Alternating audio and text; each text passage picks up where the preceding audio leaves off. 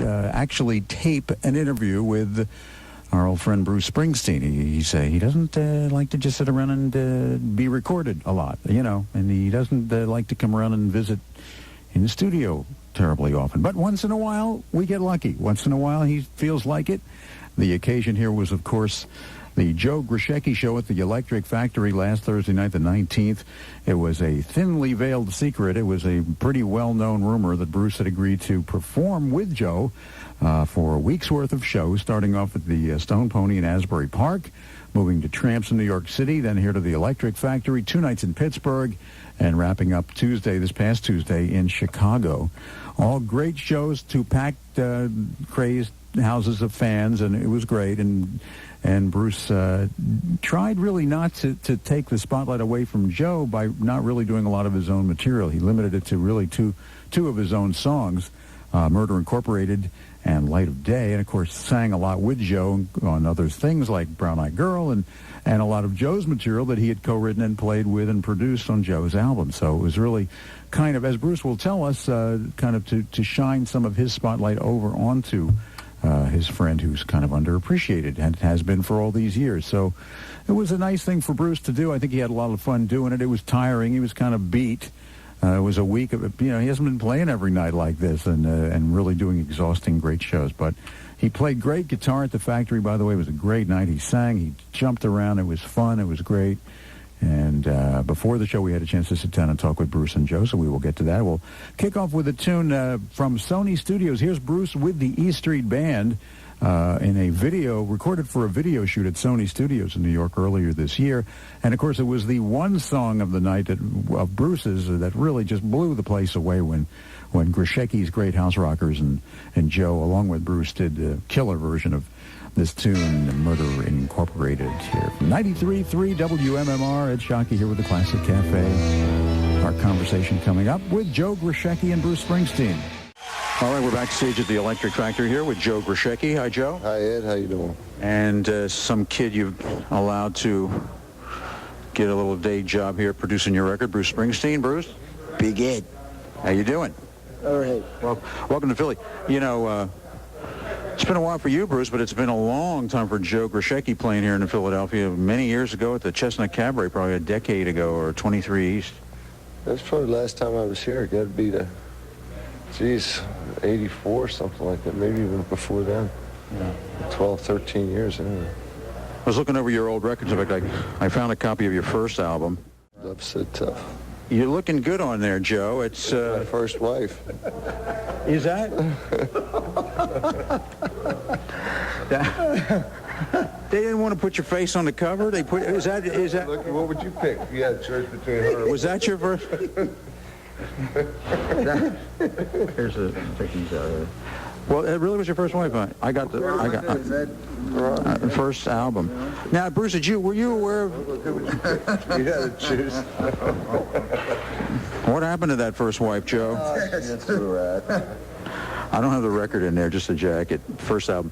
Bruce, did you know about Joe from his first album, the Iron City House Rockers, or when did you find out about him? Actually, the first time I saw Joe was at Big Man's West, the now defunct Big Man's West in Red Bank, New Jersey. Yeah. And I mean, I'd heard about Joe, through his not this first record, but through some of his later records.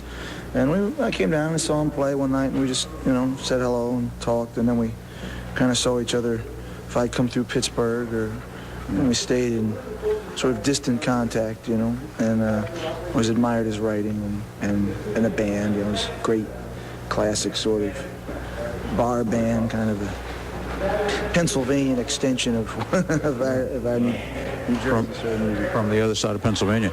And Joe, now your first record was '79, so I guess you kind of knew Bruce for a few years before that. Well, yeah, I think my brother, in fact, turned me on to Bruce. I was living down in Florida, and I really at that point I was disgusted with music, and I wasn't playing at all. It was the last time I wasn't playing, and it was probably like 1974. I hadn't played in the band for about a year, and my brother called me up, and he said, well, there's this guy from New Jersey you're really going to like. He's like a regular guy, and you're going to like this music. And he turned me on to it, and I saw The Wild and Innocent. Oh, yeah. And I thought it was just fantastic, and I was blown away by it. And then I saw him before Born to Run come out. I think he was actually out on tour before Born to Run. And I just loved his music ever since. Yeah. Well, you did 4 albums on MCA. In fact, I think Steve Van Zandt helped you work with you on the second record. Steve's on Have a Good Time to Get Out Alive. He did Junior's Bar with us, and a song called Blondie. It's on there, and a song called Angela. Yeah. Did about 3 or 4 songs. He's uncredited on the album, but due to contractual obligations. But we did work on it. Bruce is an expert on contractual obligations, right? Yeah. Doing these albums, and then you did a couple more on Rounder and whatever. You've done these albums, but I've read in the paper today you had day jobs all along. You've been kind of scuffling, trying to get this going. Yeah, I've been working. Well, I had a day and a night job for the last 6 years up until this September. So just trying to keep the family afloat. Yeah. So one of these days, you decided to ask Bruce for some guidance and help, maybe on a new record, and even. Oh. If you'd asked me for that, I would have said no. All he asked me to do was play guitar on one song. And then well, now we know how to get you on to produce a record. And the rest happened from then, Well, you produced a little bit of stuff with Gary U.S. Bonds, I guess, with Steve, right? Yeah, we did some, there's a couple of records that we did some stuff on. But you never produced, aside from maybe Nebraska, your own record, your own, with other guys. But you never taken another artist and just done a production thing. It's pretty. It's a lot of work. It's an enormous amount of work, and it's like, it's always like, in the end, you're trying to put together this sort of creative whole, and it's just as hard. It's not just as hard because obviously, the big thing is Joe writes, and had the band, he had everything ready, I think the kind of time and energy that you put in, or the kind of energy you put in, and it ends up being sort of, it's just a lot of work, so. But we just, it evolved, initially I was going to play the guitar on a song, and then Joe came out, and we cut 2 or 3 tunes, and we just were having a good time being together, and we wrote a song together, and one thing led to another, and it was just, so it just evolved from sort of being together, and it was just nice to be together, and then to make some music, and Joe's made many great records over the years, and he's never gotten the recognition he deserved, and so it was an opportunity to sort of shine a little light that I've had his way, and so nobody ever really did that for you, did they? This is something you could do for somebody that, did anybody really ever do that?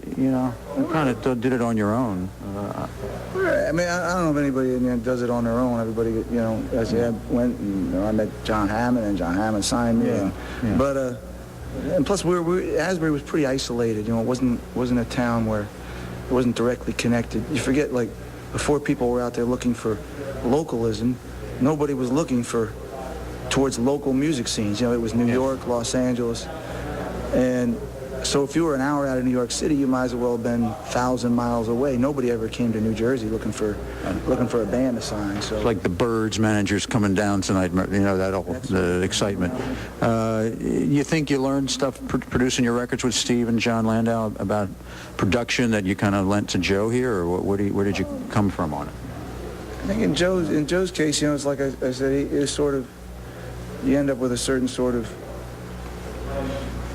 Really, I think mainly we was some arrangements. I did some arrangemental things and slightly shifted the way some of the rhythms were played, But actually, I learned a lot from working with, was through working with Joe and his band. We cut live, that I wanted to cut live with the E Street Band again.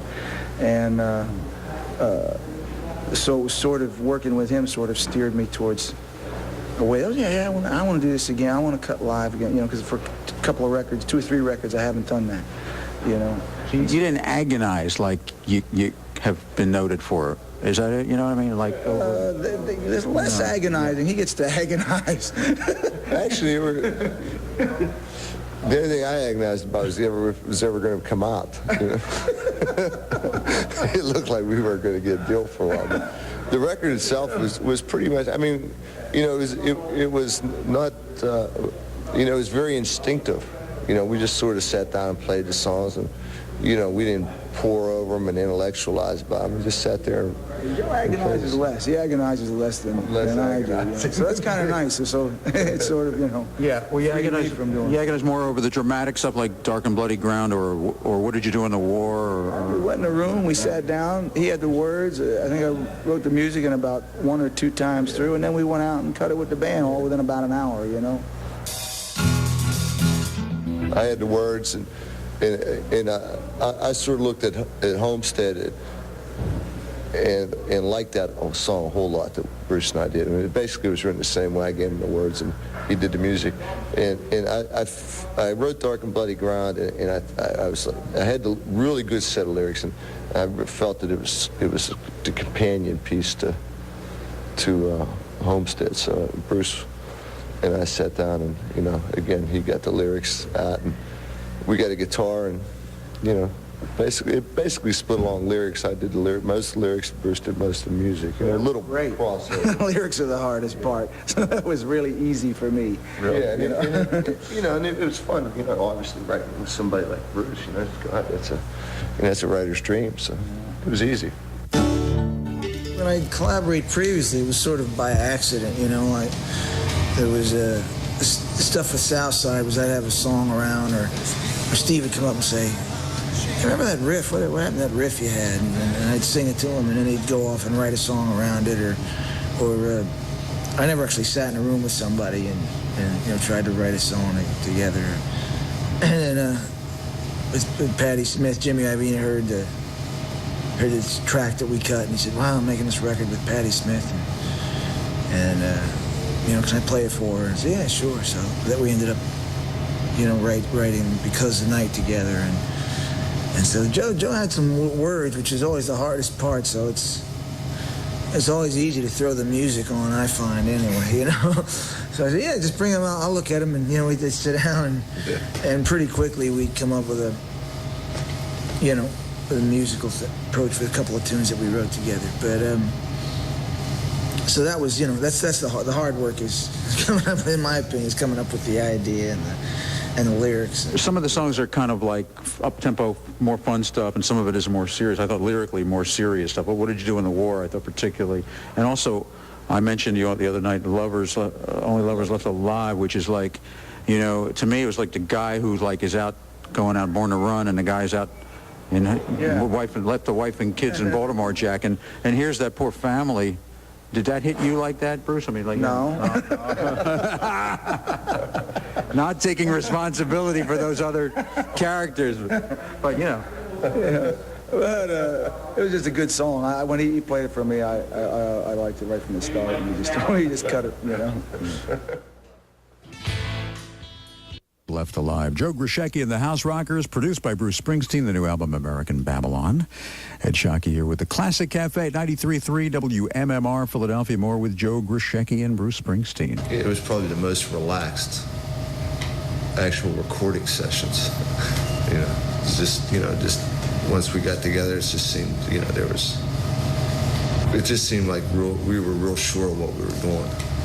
And there was not a lot of second guessing and, you know, pulling your hair and thinking, is this good? Is this, you know, we just sort of just went in and did it in a very relaxed atmosphere, so it was fun. Yeah, we had a limited amount of time, which is good also. You know, you say, we got 3 or 4 days here, we got 3 days here, and so you tend to be pretty direct about the way you approach it. You know, I think it keeps you from obsessing over any of the insignificant details, and so you immediately go to the things that matter. And the things that don't matter get basically placed aside, you know, where if you have some unlimited amount of time. And I've been involved, I've sat and listened to a guy hit a tom-tom for a few hours, you know, and it's not quite right, you know. And then the minute the band starts playing, it doesn't sound anything like like you thought it was going to anyway. It's just a real, I mean, there's a point where some of that can make some sense, but a lot of it just comes out of think a lot of the demands of the job and the fact that, you know, people are insecure and you're just trying, you need the tom-tom to sound perfect, you know. It's got to sound exactly like the one on, you know. But if you a limited amount of time to go in and do the record, you know, like I said, all that sort of stuff, it's like, hey, the tom-tom sounds like a tom-tom, it's fine, you know. You want snare to sound like a reasonable sound and snare drum, you know, and then just the band to play as, you know, play well, and if the song is right, then that's the whole story, you know. There's not you tend to not to get into the kind of things that can sort of drive you crazy, you know. So it went pretty easy. I think we did, when we cut live with the band, we cut, I don't know, we cut like 8 songs in like 5 days or something, which was, it's a pretty good. Of course, Gary, he produces a lot of, my bass player produces a lot of records down in Nashville, and he'll make an album in a couple of days, you know, because that's what people, there's a. And at the same time, Elvis did 32 takes of Hound Dog or something like that. So so something wasn't quite right, you know. So, there was no pressure either to get anything done, or to, you know, we didn't even know. Actually, you know, thanks to Bruce, I mean, we started out, we didn't really have a label, so we were just, you know, recording with hopes of getting a label. Not really a producer, you know. It's a big dedication, you know. It's something that, it's like making your own record almost, you know. It's a big job, and you know, I found that generally my time has been full just trying to come up with my own records and sorting my way through that. So it's sort of, like I said, it happened by accident. I wouldn't have normally said, hey, I think I'm going to produce a record right now, you know, but it started out little by little, and we did a couple of songs, and we liked the way they came out, and like I said, I found that I was enjoying simply the process of working, you know, just not being the center of the thing, you know. Like, I mean, it's his record, you know. He was the center of the nucleus of whatever came out of him, basically, you know. And then you sort of sit around on the edges and make some suggestions, or it's a lighter position, I found, anyway, you know. It's like, you know, and you get to use your abilities without having to sort of, you know, you don't shoulder the burden of the whole, you know, the whole project. That's his job. So it's like I get to kind of, hey, I make my suggestion. What do you think about this? Or what do you think of this rhythm or that? And so I was enjoying just working. And I was enjoying what we were working on, his stuff. I like Joe's voice and the writing, and it was connecting me, like I said, to some themes that I'd written about myself in the past. Well, we're looking forward to seeing you guys do this very quick job here, this quick tour here, and going to Pittsburgh and Chicago. Can't get you to do street. I heard you a little bit of Streets of Philadelphia up there before. What was that? The band knows a little of it, but no, I don't think so. No. It's consumed. It's Philadelphia, Bruce. That's it. I'm out of here. Thank you, Bruce. When are we're going to see you soon. We're going to get that new record soon, right? Is that right? The Ghost of Tom Joad? Meet up at Is that right? Joe, Bruce, thanks a lot. Joe, thank you very much, and we wish you well with this record, this tour. We hope to see you again soon here in Philadelphia. All right. We'll be back. How about it? See you, Bruce. See you, Brucey. He's off to, well, he'll be coming back very soon. Well, he wouldn't do it the other night, but here he is live at Sony Sound Studios in New York earlier this year with the E Street Band doing Streets of Philadelphia. I asked him to do it, but he said, next time, Eddie. Should be